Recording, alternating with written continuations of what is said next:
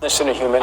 Doctors in Maryland are celebrating a groundbreaking surgery after successfully implanting a genetically modified pig's heart into a patient with end-stage heart disease. The animal heart was functioning, by my eye at least, just about as normal as we could have expected. The 9-hour operation was 57-year-old David Bennett's last chance for survival after he was deemed ineligible for a traditional transplant. This was crisis mode. This was, my dad was on his deathbed. Doctors replaced Bennett's heart with one from a 240-pound pig, which was modified to function like a human heart without immediate rejection by the body. It is a game changer. We have modified 10 genes in this pig heart. 4 genes were knocked out. 3 of them responsible for producing antibodies that causes rejection. For now, this procedure is still experimental, not ready for everyone who needs a transplant. While the long-term prognosis for this type of transplant is still unknown, the potential life-saving benefits are enormous. Approximately 12 people die every single day while on the organ transplantation waiting list. So whether it's 3D printing or growing organs in a lab setting or donation, we desperately need more organs. So this is a potential reason for real optimism down the road, many years down the road. Oh, it is just incredible. So just before the surgery, David Bennett said he looks forward to getting out of the bed after he recovers. Shalom, shalom, shalom. All praises to the Most High, Yahweh, Bahashem, Yahweh Shai, in the name of His only begotten Son, Yahweh Shai, who the world ignorantly calls Jesus, a so-called black man. What would you do for a little extra time with a loved one?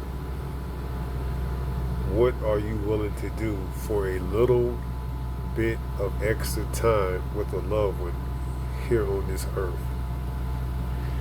This is St. Luke 17, verse 33. Whosoever shall seek to save his life shall lose it, and whosoever shall lose his life shall preserve it.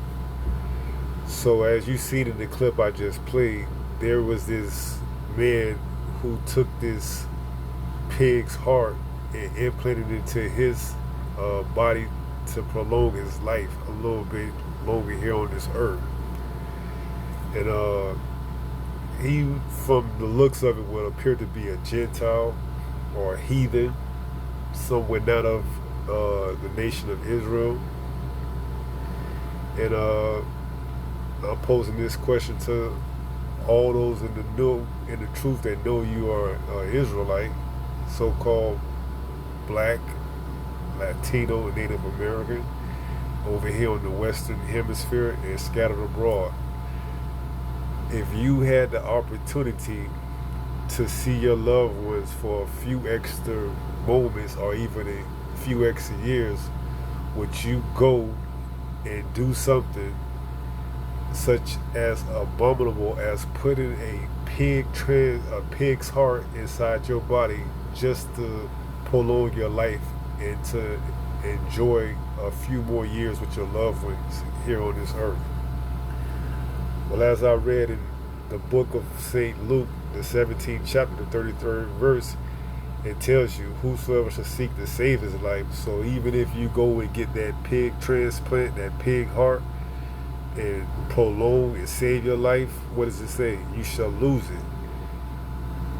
And it says, and whosoever shall lose his life. So if you don't get that transplant, knowing that that pig is an abominable thing, which is not to be even touched, especially when it's dead, which I'm pretty sure they had to kill that pig and take his heart out and transplant it into that human before it expired.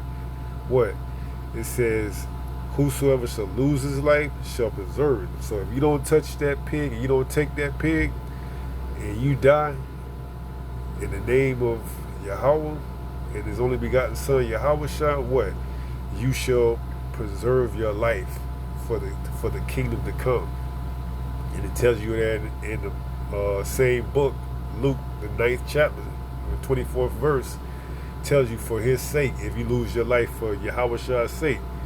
And Yahweh through the word gave us a law to abide by. And part of that law was what we can and cannot eat and how to go about obtaining that. So it says, whosoever shall seek to save his life shall lose it. Whosoever shall lose his life shall preserve it. And let's go and get that law about the swine in Deuteronomy, 14th chapter. And this is to the children of Israel. It says, ye are the children of Yahweh your power. Ye shall not cut yourselves, nor make any baldness between your eyes for the dead. And this is just giving us, instructions on what we can and cannot do. So it says, verse 3, thou shalt not eat any abominable thing. And it goes on to read, verse 4, these are the beasts which ye shall eat, the ox, the sheep, the goat, the hart, and the roebuck, and the fallow deer, and the wild goat, and the pigard, and the wild ox, and the camos, and every beast that part of the hoof, and cleaveth the cleft into two claws, and cheweth the cud among the beasts, that ye shall eat. Nevertheless, these ye shall not eat of them that chew the cud, or of them that divide the cloven hoof, as the camel, and the hare, and the coney, for they chew the cud, but divide not the hoof. Therefore they are unclean unto you. And here it is. Here's the point here, verse 8. And the swine, that's a pig, because it divided the hoof, yet cheweth not the cud, it is unclean unto you. Ye shall not eat of their flesh, nor touch their dead carcass. So here you have it. What would you do for that extra 2, 3, maybe 4 years with that loved one who needs that pig heart transplant? Are you willing to forsake what you know to be true just for a few extra moments with your loved one?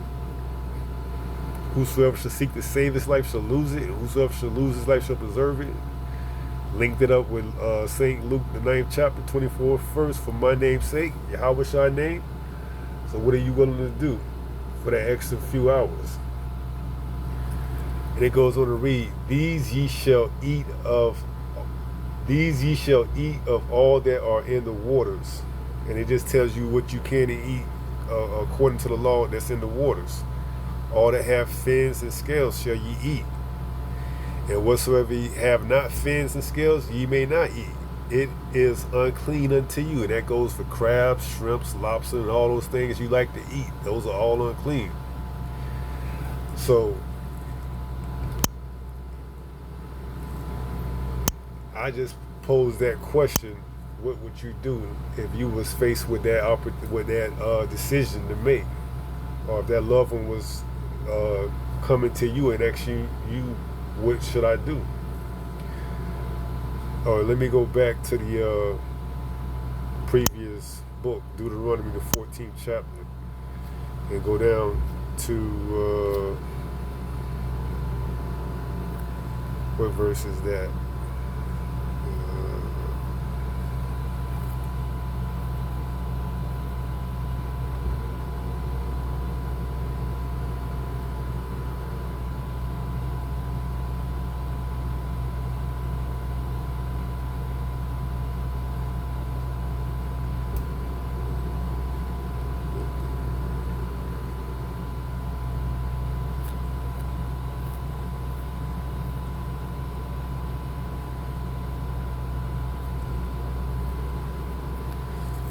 Did I touch on?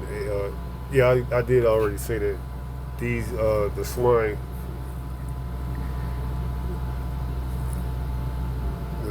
yeah, because it cheweth the cud and is unclean to you. Yeah, so you cannot touch anything you cannot touch the swine. It's an abomination. You cannot touch their dead carcasses. So they have a law with the Gentiles. You can sell you can sell it to the Gentiles, and you can get the Gentiles to touch it for you.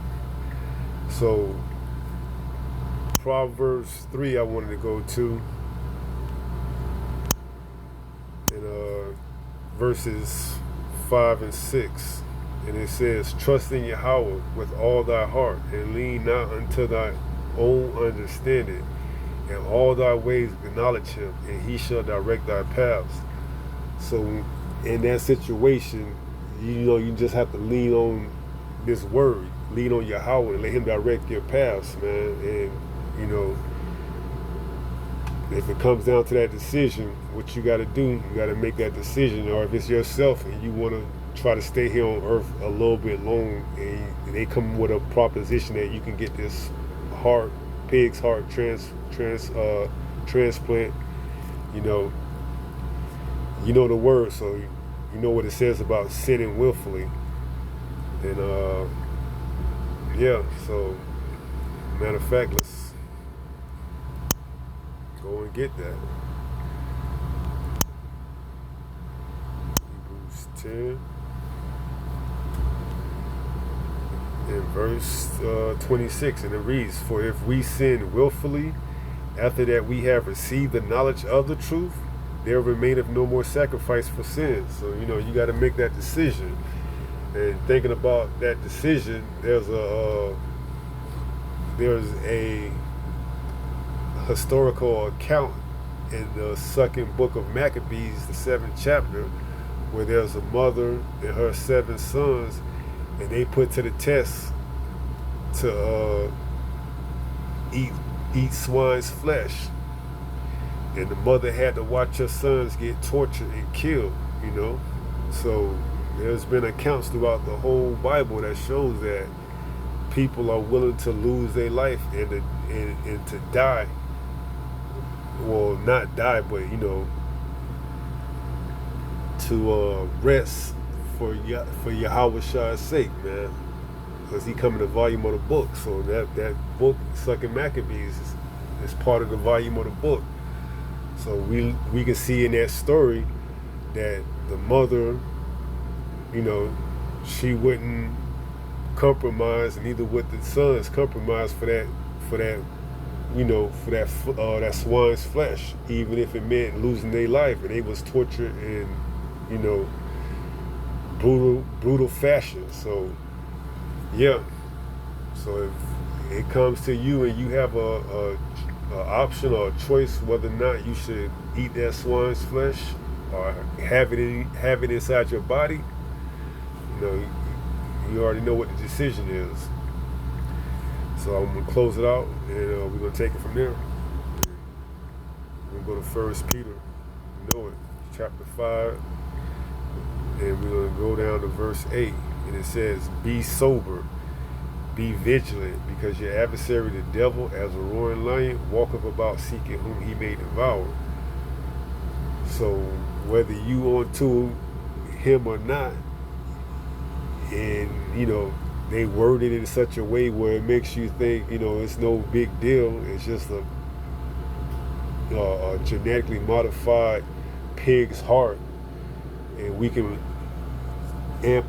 transplant it into your loved one's body to keep them on earth, so you can be with them a little bit longer. Why not do it?